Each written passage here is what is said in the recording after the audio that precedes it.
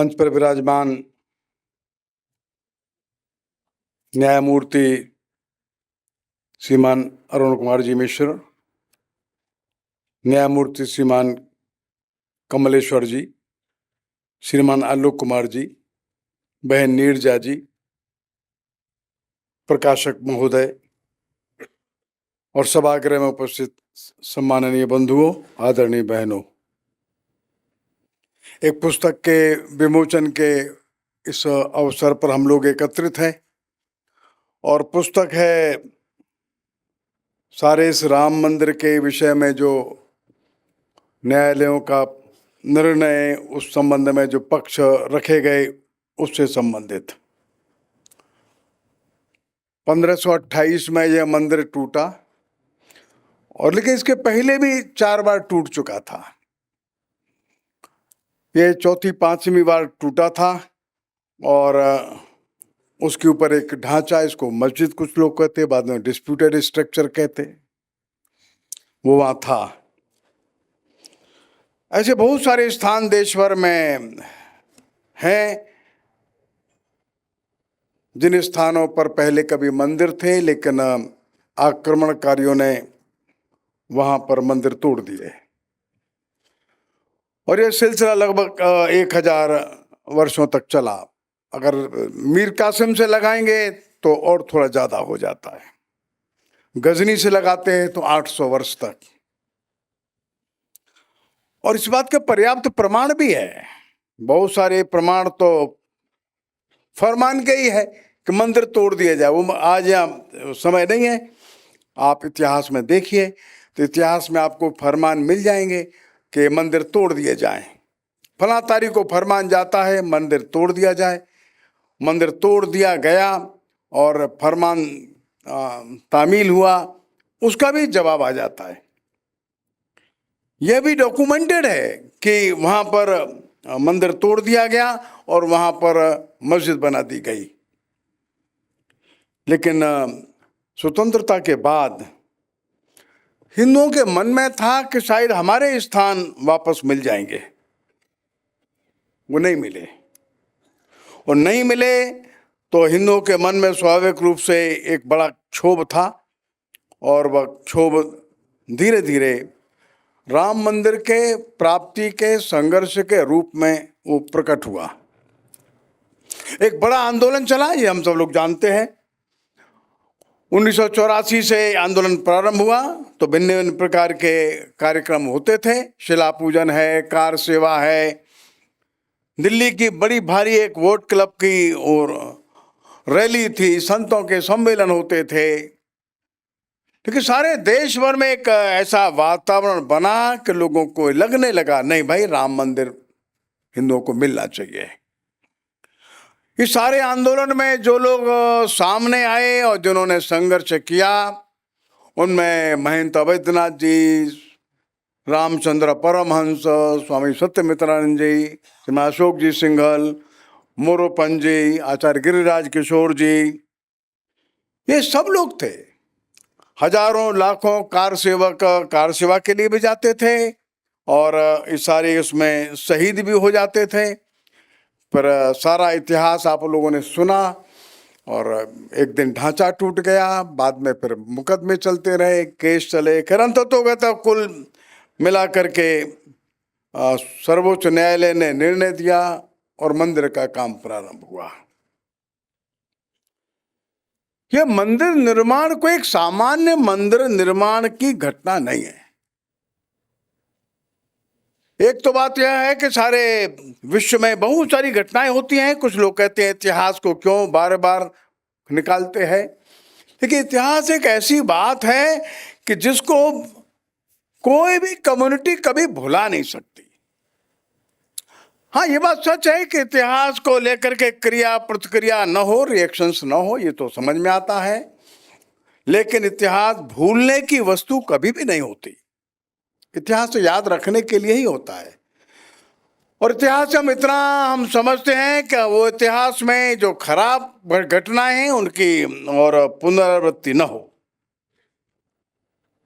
इस हिंदू समाज ने 1000 वर्षों तक जो अनुभव किया और जो झेला, वो बहुत कष्टकर था, वो दुखपूर्ण था। हजारों मंदिरों का टूट जाना ये कोई सामान्य घटना नहीं थी, असामान्य घटना थी। और इसलिए हिंदू जैसे ही मौका मिलता था फिर से मंदिर बनाने की कोशिश करता था, फिर टूटता था, फिर मंदिर बनाता था। रामधारी सिंह दिनकर ने इस संस्कृति के 4 अध्याय में लिखा है कि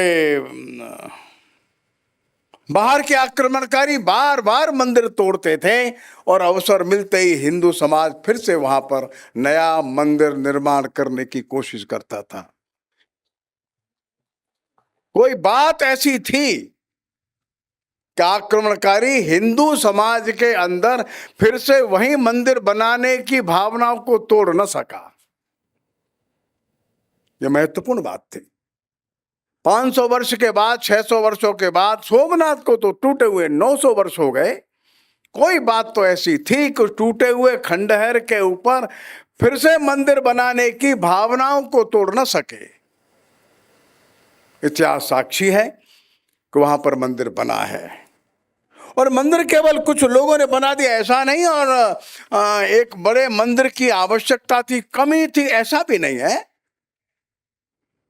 भगवान राम इस देश में आदर्शों के प्रतीक है। हमारा देश एक आध्यात्मिक देश है। आध्यात्मिक देश होने के नाते हमारे देश की एक जीवन की शैली है, जीवन की एक पद्धति है।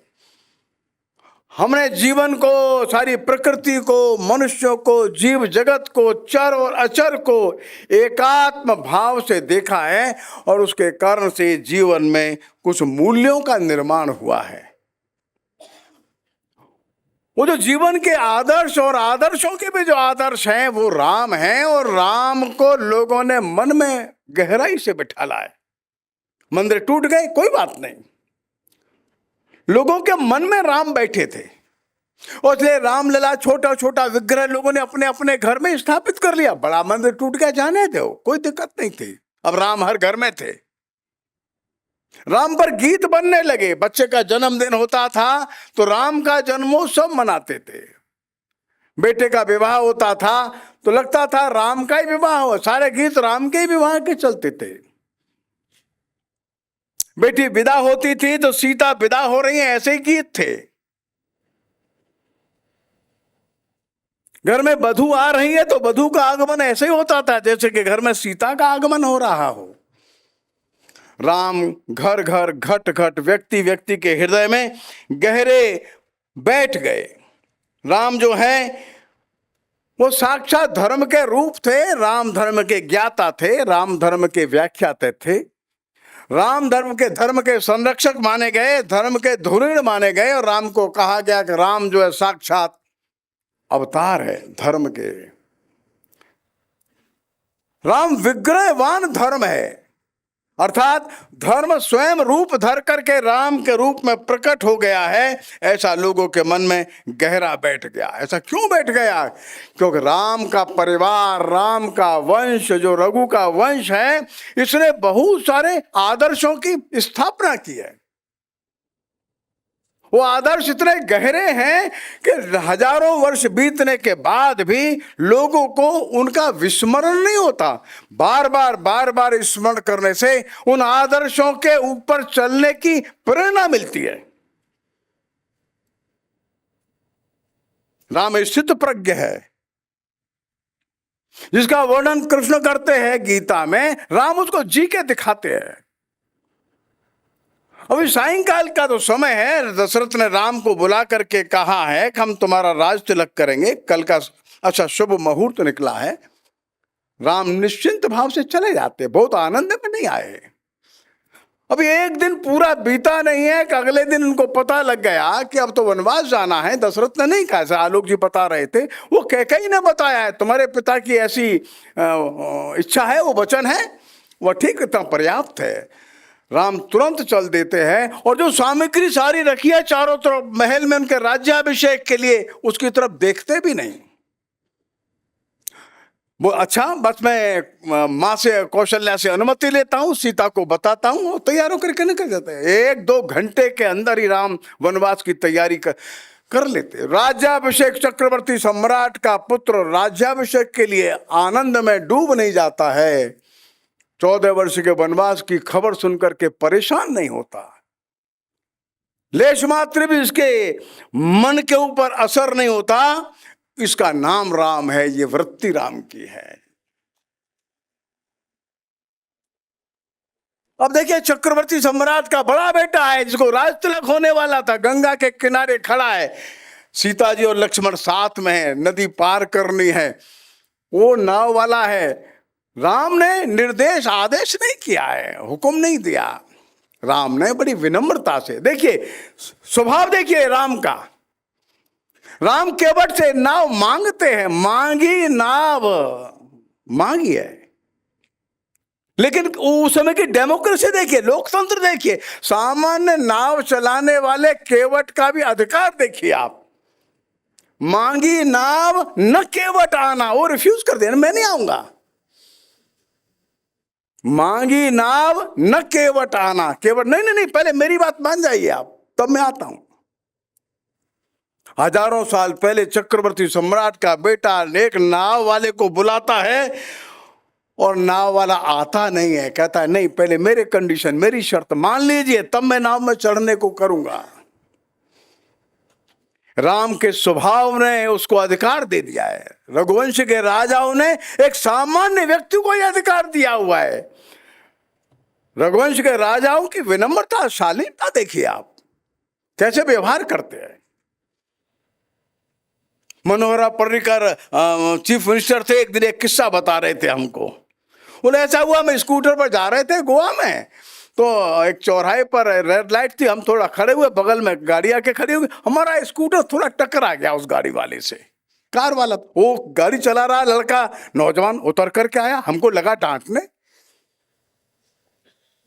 और हमसे बोलता है आप जानते नहीं हम किनके लड़के हैं, हमने कहा किनके लड़के हैं आप, हमने पूछा उससे, तो एक वहां के किसी ऑफिसर के नाम बताया, मैं उनका बेटा, अच्छा उनके बेटे, कोई बात नहीं, उनको हमारा नमस्कार बोलना, हम मनोहर पर्रिकर बोल रहे हैं, चीफ मिनिस्टर ना यही के, हम मनोहरा पर्रिकर हैं, यही चीफ मिनिस्टर हैं बेटा, उनको बेटा हमारा नमस्कार बोलना, हमको जानते हैं वे। वो लड़का तुरंत दौड़कर गाड़ी में बेटा चला गया। कैसा अहंकार आ जाता है, जरा सा अगर पिताजी कहीं स्थान पर आ गए तो समझ में नहीं आता क्या हो गए वे। राम चित्रकूट पहुंच गए, सारी अयोध्या में हाहाकार मच गया, क्या हो गया ये। भरत को बुलाया गया तुरंत, भरत ने निहाल से आ गए, भरत ने कहा नहीं मैं राज्य लेने वाला नहीं, मैं ये राज तो अधर्म का राज होगा, अगर मैं ले लूंगा तो ये संभव नहीं है, मैं राज्य नहीं लूंगा। सब लोगों ने मनाया, लेकिन भरत ने मना कर दिया, नहीं सवाल है, प्रश्न ही नहीं उठता, ऐसा कैसे हो सकता है। और तुरंत भरत ने कहा नहीं, सब चित्रकूट चलो, सब चित्रकूट आ गए। अब देखिए एक विलक्षण परिदृश्य है, सारे विश्व में कहीं देखने को नहीं मिलेगा, इतिहास में कहीं नहीं मिलेगा। दोनों भाई बैठे हैं, यहां राज्य को त्यागने की प्रतिस्पर्धा है। एक चक्रवर्ती सम्राट का राज्य है, राम कहते भरत अब तुम राज्य संभाल लो, और भरत कहते नहीं मैं नहीं लेने वाला, मैं कैसे राज्य करूंगा, संभव ही नहीं है, आप चलिए वापस। और देखिए वशिष्ठ कहते हैं, विश्वामित्र कहते हैं, माताएं कहती हैं, सब कहते हैं, लेकिन नहीं, राम टस से मस नहीं हुए। रामो द्विर न विभाषते, राम दो बातें नहीं बोलता। एक बार जब आया है 14 वर्ष के बाद ही शहर में जाएगा, 14 वर्ष के पहले शहर में राम नहीं जाएगा, आप जाइए। तो चक्रवर्ती सम्राट का जो स्थान है एक फूल की तरह हो गया, ऐसे फेंक देते थे, फेंक दिया। क्या विश्व में कोई उदाहरण देखते आप? एक भाई है वो कहता है मैं लेता नहीं, एक भाई कहता है मैं स्वीकार ही नहीं करता। भरत एक जंगल में आकर के कुटिया बना करके रहते थे, जमीन पर सोते थे, वैसे ही वस्त्र पहनते थे, वैसा ही भोजन किया 14 वर्ष तक। ये राम के परिवार का जो आदर्श है, जो बड़े से बड़े राज्य को भी एक क्षण में छोड़ने को, ठोकर मारने को तैयार रहता है। एक बड़ा सुंदर प्रसंग कालिदास ने रघुवंश में लिखा है। एक तरफ भरत जो है ना, ये चक्रवर्ती सम्राट का मुकुट छोड़ चुका है और इस कारण से भरत का मस्तक पवित्र हो गया। रावण ने सीता को कहा, तू जो है ये सारा लंका का साम्राज्य ले ले। सीता ने वहां ठोकर मार दी। अब राम वापस आ गए। वापस आ गए तो राम, सीता, लक्ष्मण खड़े हैं और भरत ने साष्टांग प्रणाम किया है सीता के चरणों में। जब भरत प्रणाम कर रहे, भरत ने अपना मस्तक सीता के चरणों में रखा है।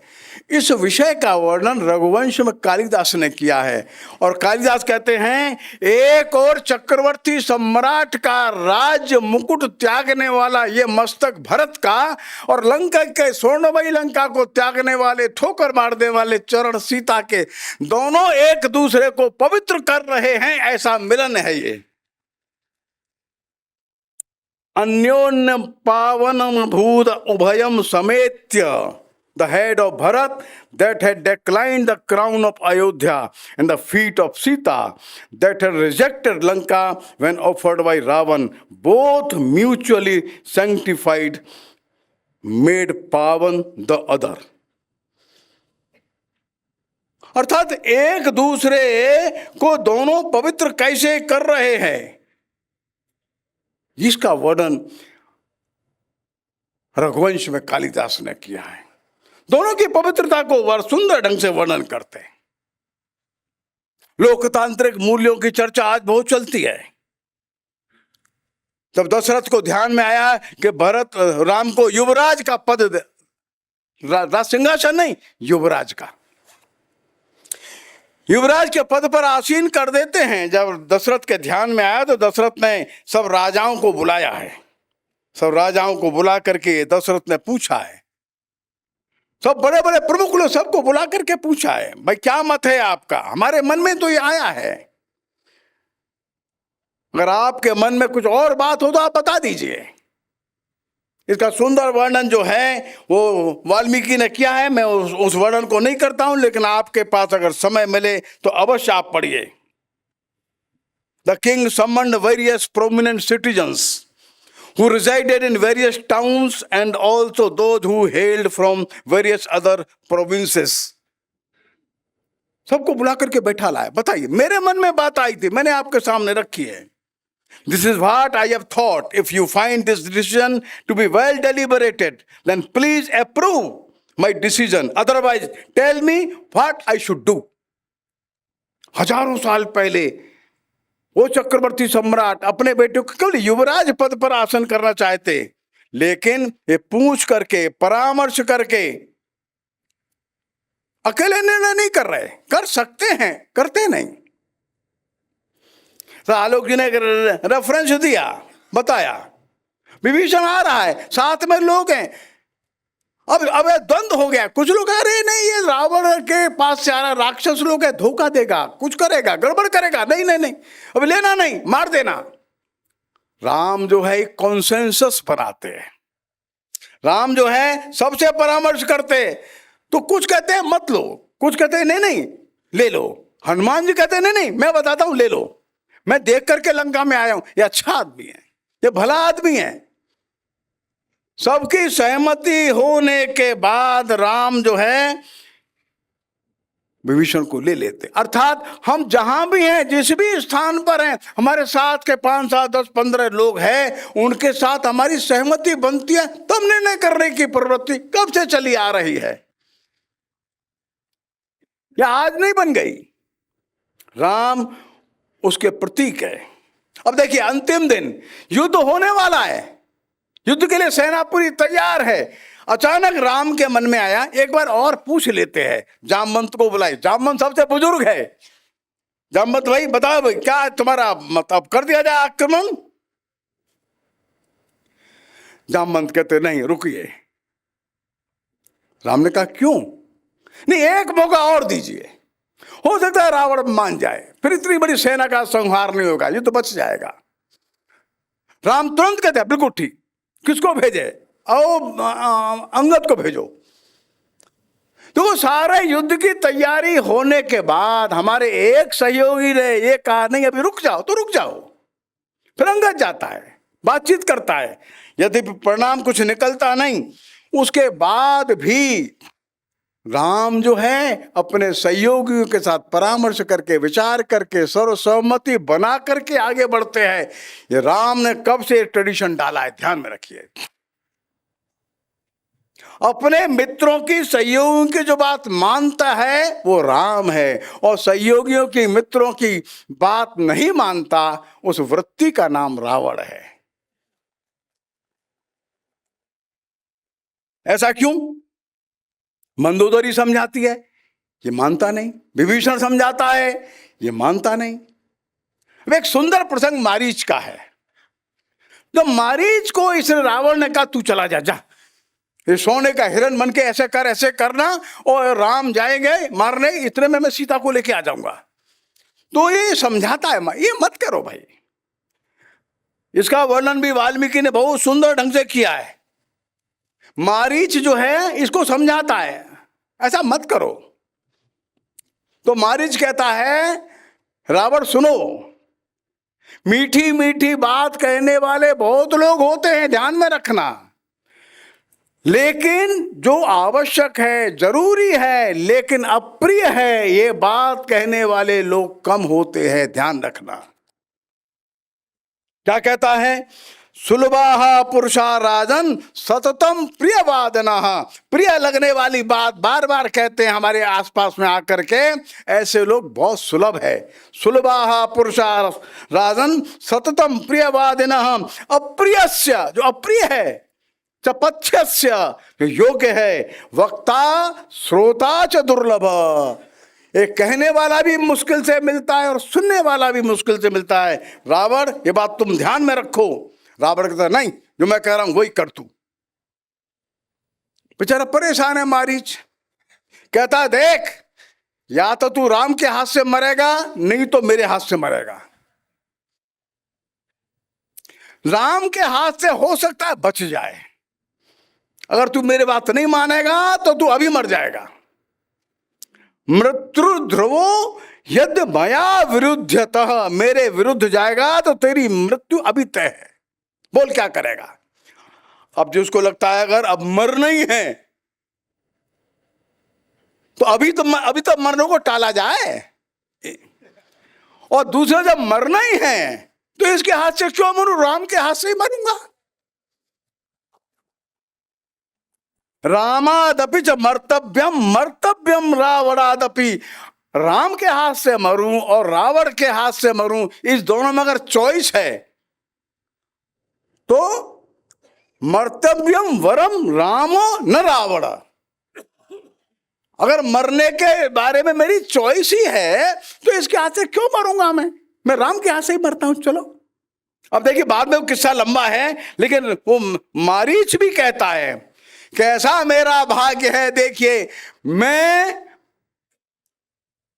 भाग रहा हूं और मेरे पीछे राम भाग रहे। देखिए, जिसको देखने के लिए दुनिया परेशान है, जिसका दर्शन दुर्लभ होता है, वो मेरे पीछे पीछे भाग रहा है। देखिए कैसी अनोखी सृष्टि रची है। वो पीछे देखता है राम आ रहे, वो भागता है, इधर उधर भागता है, राम को परेशान करता है, लेकिन राम के हाथों मारा जाता है। इसमें मूल बात क्या? मूल बात यह है, वक्ता श्रोता च दुर्लभ, जो बता रहा है। राम सबकी बात सुनकर मानते हैं, सहमति बनाते हैं और योग्य है उसको मान लेते हैं। रावण नहीं मानता है, जो सबको सुनकर मिलकर के परामर्श करके चलता है, इसको कहते हैं राम वृत्ति। और जो अपनी अपनी करता है, तानाशाही दिखाता है, सुनता ही नहीं, मानता नहीं, जो निर्णय मन में आए वही करता है, ये रावण वृत्ति। एक हमारे मित्र हैं, उन्होंने एक प्रसंग सुनाया कथा में। भीष्म पिता में सरसैया पर लेटे हैं, बड़ा कष्ट है, उत्तरायण में सूर्य आ जाए तो प्राण छोड़ देंगे। कृष्ण को समाचार भेजा, कृष्ण आ गए। कृष्ण खड़े हैं सरसैया पर, भीष्म पिता में पड़े हैं। कृष्ण मुस्कुरा रहे, कृष्ण हंस रहे। भीष्म को अजीब लगा, मैं इतना कष्ट में हूं और ये हंस रहे। भीष्म कहते प्रभु क्या हुआ, आप इतना क्यों मुस्कुरा रहे, हंस क्यों रहे? कृष्ण कहते हैं नियति के ऊपर मैं हंस रहा हूं। अरे आप जटायु को लेकर के रो रहे थे, जटायु मर रहा था, मैं मर रहा हूं और आप हंस रहे हैं, ऐसा क्यों है? देते हैं कि जटायु को लेकर के जब मैं बैठा था तो जटायु प्राण छोड़ रहा था, तो सच बात है मैं रो रहा था, मैं राम रो रहे थे कि जटायु तो एक कम सामर्थ्यवान वाला व्यक्ति कोई है, लेकिन देख रहा है इस महिला पर विपत्ति आई है, उस महिला पर आए संकट के विरुद्ध वो लड़ रहा है। वो रावण से लड़ नहीं पाया, लड़ भी नहीं सकता था, लेकिन महिला पर विपत्ति आने पर जो लड़ता है प्राण की अपेक्षा न करते हुए भी, उसका नाम है जटायु वृत्ति। अपने प्राण जाएंगे इसकी चिंता न करते हुए किसी महिला को संकट से निकालने के लिए जो भिड़ जाता है रावण से और मृत्यु का आलिंगन करता है, इसको जटायु वृत्ति कही। मैं उसके उस त्याग वृत्ति को देख करके मैं रो रहा था। लेकिन महात्मन भीष्म पितामह जी, हे पितामह, जब द्रौपदी पर संकट आया तो उस सभा में आप बैठे थे, आप खड़े हो जाते तो दुर्योधन दुशासन की क्या ताकत थी, लेकिन आप खड़े नहीं हुए, आप शांत बैठे रहे, आप सिर नीचा करके बैठे थे वहां पर। आपके सामने अपराध हुआ, आपके सामने अत्याचार हुआ, आप कुछ नहीं बोले, अच्छा नहीं किया आपने। आपको अपनी प्रतिज्ञा अधिक प्रिय थी, आपको धर्म की रक्षा प्रिय नहीं थी, और इसलिए आपकी यह स्थिति है। मुझको हंसी इसलिए आ गई कि नियति ने क्या आपको दिया, इतना पौरुष पराक्रम होते हुए भी आप अपनी प्रतिज्ञा को बचाने के लिए अधर्म के साथ खड़े थे, इसलिए मुझको हंसी आ गई। बंधुओं, जटायु की वृत्ति यह सनातन है। हर युग में यह प्रश्न खड़ा होगा कि हम धर्म के साथ खड़े हों कि हम अधर्म के साथ खड़े हों। तब निर्णय करना होगा हम कहां हैं। हो सकता है उसके लिए कुछ हमको देना पड़े, देना तो पड़ेगा, लेकिन हम धर्म के साथ ही खड़े हों, यह मुख्य बात है।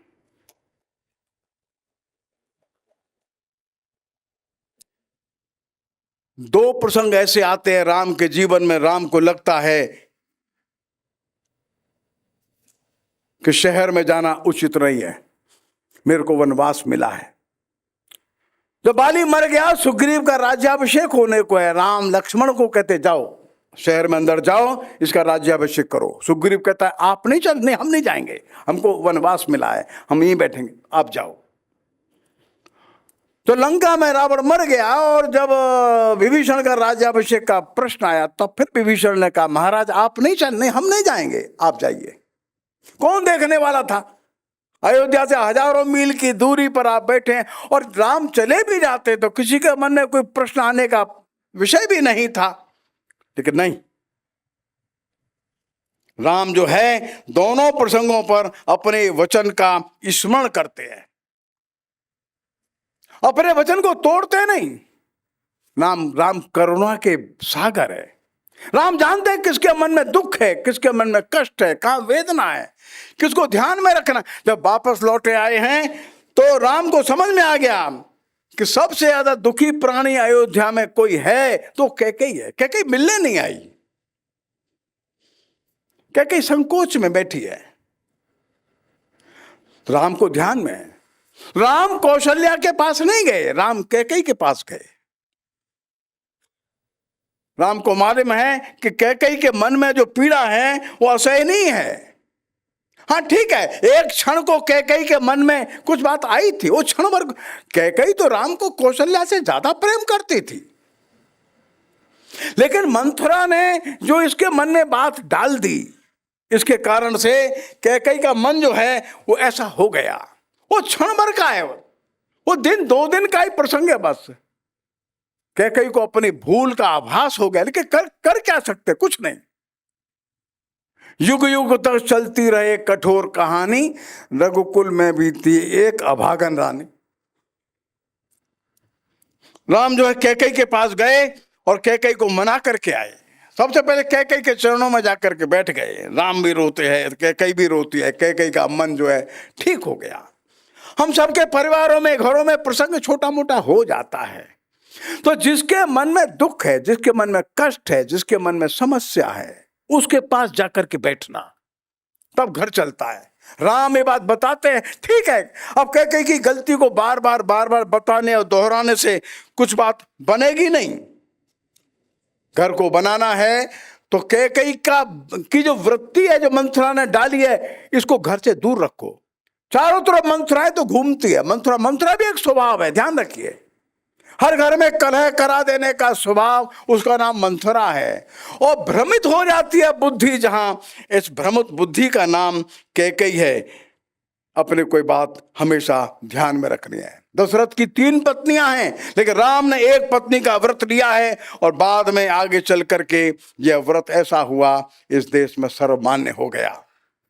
एक पत्नी रखना, जब बड़ा यज्ञ होता है तो बहुत लोग आग्रह करते हैं राम को, नहीं आपका विवाह कर दे। नहीं, विवाह नहीं, मेरी पत्नी सीता ही है, जहां भी होगी वही मेरी पत्नी है। सोने की सीता ला करके बिठा दो, वो चलेगा।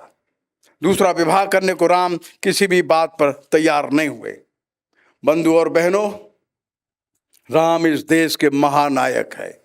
राम एक ऐसा चरित्र है, ऐसा स्वभाव है, ऐसा एक विचार है, एक दर्शन है, जो युग युग तक ऐसा चलता है। और लोगों के मन में एक कहानी ऐसी गहरी बैठी है, जो संस्कार क्षम है। हर युग में, हर काल में, हर व्यक्ति के लिए कुछ न कुछ देने का सामर्थ्य यह कहानी रखती है। राम का परिवार ये दायित्व बोध सिखाता है। राम का परिवार देने का भाव सिखाता है, कर्तव्य सिखाता है। अधिकारों की बात कोई नहीं करता। राम भी देते हैं, भरत भी देते हैं, लक्ष्मण भी देते हैं, उर्मिला भी देती है, सब देते ही देते हैं। हमारी संस्कृति ये कर्तव्य बोध की है, अधिकार बोध की नहीं है। अधिकार बोध ये पश्चिम ने सिखाया, और सबको मालूम है उसका अधिकार क्या है। बेटे को मालूम है मेरे अधिकार, बेटी को मालूम है मेरे अधिकार, पत्नी को मालूम है, पति को मालूम है, अध्यापकों को मालूम है, सारे लेबर को मालूम है, सबको मालूम है अपने अपने राइट्स। कर्तव्य क्या है? हमारे यहां कहा गया है तुम कर्तव्य करो, उस कर्तव्य के अंदर आपका अधिकार है। और धीरे धीरे पूरी हमारी सोसाइटी, समाज जो कर्तव्य आधारित था, ड्यूटी बेस्ड था, वो ट्रांसफर हो रहा है राइट बेस्ड सोसाइटी के अंदर। बहुत बड़ा खतरा है, ध्यान में रखिए। राम का पूरा परिवार और राम का जीवन इतना गहराई से बैठ गया, सारा देश राममय है, राममय है। और राम जन्मभूमि के इस आंदोलन में हम लोगों ने बहुत गहराई से इस बात को देखा है। अनेक प्रसंग हैं, कार सेवकों के प्रसंग है, सन्यासियों साधुओं के प्रसंग है।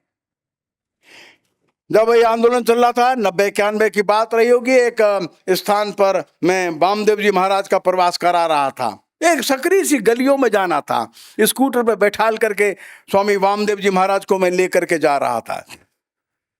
चारों तरफ मांस बिकने की दुकानें थी, सकरी सी गली थी। एक उसमें एक धर्मशाला में ऊपर महिलाओं की बैठक थी, 300-400 महिलाएं वहां एकत्रित थी। वामदेव जी महाराज तो बड़े परम शाकाहारी व्यक्ति, गंगा के किनारे रहने वाले वीतरागी व्यक्ति थे, परम संन्यास्त थे।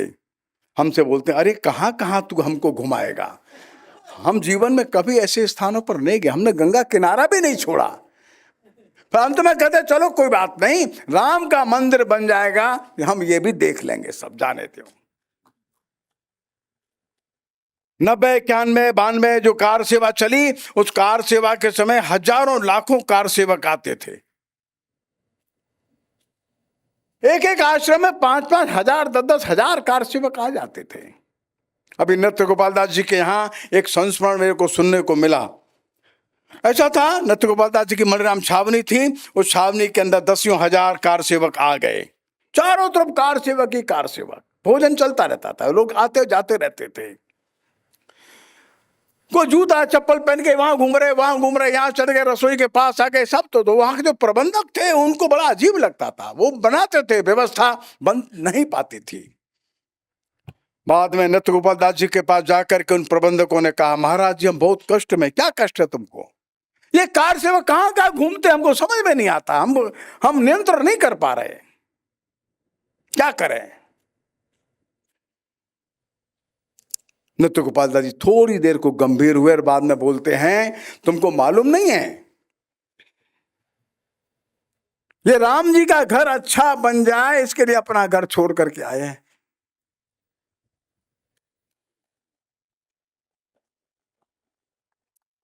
कि भगवान राम का घर अच्छा बन जाए इसलिए अपना घर छोड़ करके तमिलनाडु, केरल, कर्नाटक से आए हैं।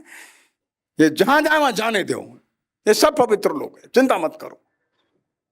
ये जो वृत्ति इन लोगों की थी, साधुओं की, सन्यासियों की और कार सेवकों की भी, कितना भी कष्ट का काम मिला ये करते रहे, आंदोलन पर आंदोलन चलाते रहे और अंत तो गत्वा राम मंदिर बना। ये राम मंदिर एक पत्थर का बड़ा एक भवन मात्र नहीं है, ये सारे विश्व को धर्म का एक शाश्वत संदेश देने वाला एक सनातन मंदिर है। अब तक लोगों के मन में था, अब प्रकट रूप में अयोध्या में है, इतना ही अंतर है। सभी को बहुत बहुत नमस्कार।